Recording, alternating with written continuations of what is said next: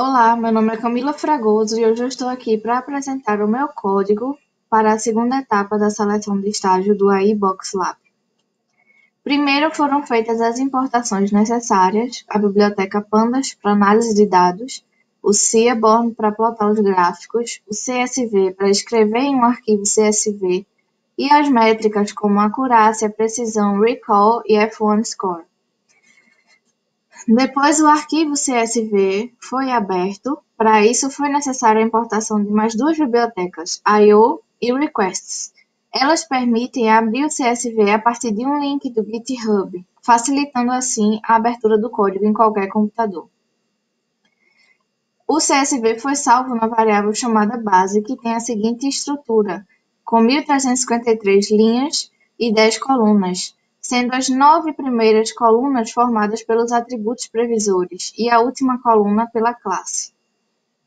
Com o comando base.describe, podemos ver dados estatísticos sobre a base, como a média, o valor mínimo, o valor máximo e os 3 quartis.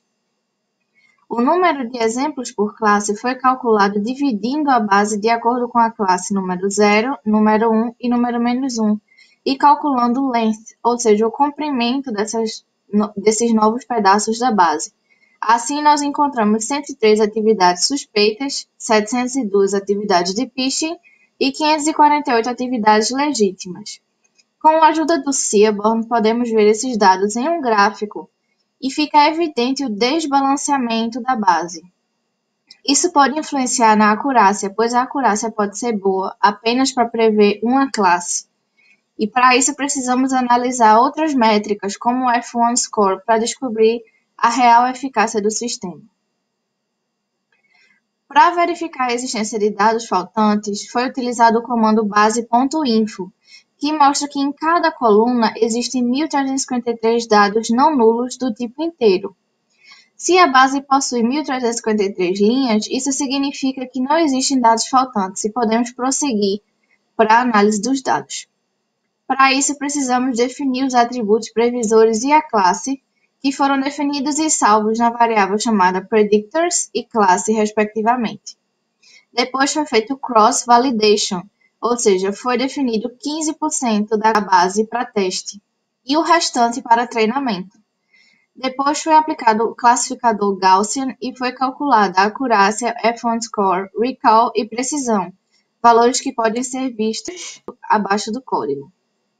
O mesmo foi feito para o classificador Decision Tree, Logistic Regression, KNN e SVC. Depois, os dados foram salvos manualmente em um arquivo CSV, assim pode ser visualizado na tabela abaixo. Percebe-se que o Gaussian NB e o Logistic Regression tiveram os piores desempenhos, enquanto o Decision Tree e o SVC tiveram os melhores desempenhos. Porém, para plotar o gráfico comparando esses classificadores, essa tabela precisa estar em um formato um pouco diferente. Por isso, foi criado um código para salvar automaticamente esses dados em um novo formato de tabela, que pode ser visualizado abaixo. Com a ajuda do Seaborn, foi plotado o gráfico comparativo de cada métrica para cada classificador, e podemos observar o resultado obtido anteriormente, com o Decision Tree, o KNN e o SVC com os melhores desempenhos, em comparação aos outros dois classificadores.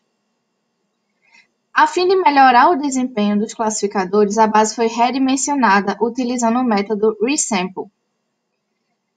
Com o comando base.info, nós podemos obter as informações da base redimensionada, que continua com 1.353 dados não nulos do tipo inteiro para cada coluna.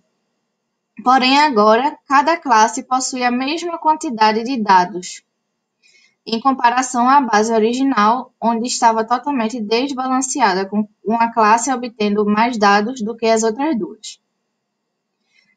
Agora, a base redimensionada foi treinada com todos os classificadores e todas as métricas foram recalculadas. Os dados foram novamente salvos em um CSV e o resultado pode ser visto nessas duas tabelas, sendo a primeira tabela da base redimensionada e a segunda tabela da base original. Pode-se observar que o SVC continua tendo o melhor desempenho, mas agora sua acurácia passou de 0,89 resultado obtido com a base original, para 0,94 na base redimensionada, e o mesmo aconteceu com o recall.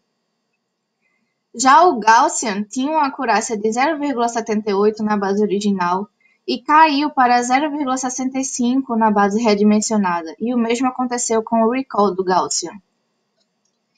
Com a ajuda do Seaborn foi novamente plotado o gráfico, e podemos observar que, mesmo o desempenho dos classificadores tendo mudado, o comportamento do gráfico permanece o mesmo. Novamente, os dados foram salvos em um CSV, mas dessa vez apenas dos melhores classificadores, como mostrado na tabela abaixo. E agora, novamente, com o Seaborn, foi plotado o gráfico com o desempenho dos melhores classificadores, e podemos ver que o Decision Tree e o SVC possuem praticamente o mesmo resultado.